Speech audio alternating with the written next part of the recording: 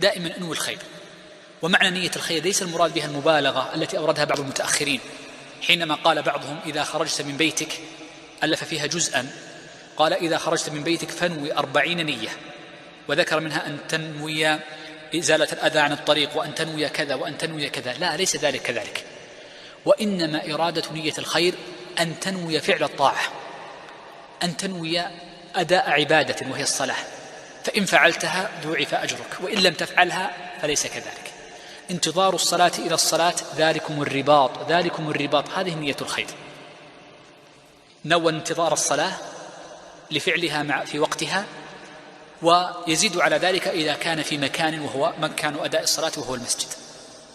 من نية الخير أن ترى غيرك ممن سبقك إلى خير قد فعل خيرا، فتود أن تكون مثله في صدقته، في صيامه، في حسن خلقه، في طلبه للعلم، في بره بوالديه، في إحسانه في خلقه ولجاره، فرجاؤك أن تكون مثله، هذه نية الخير.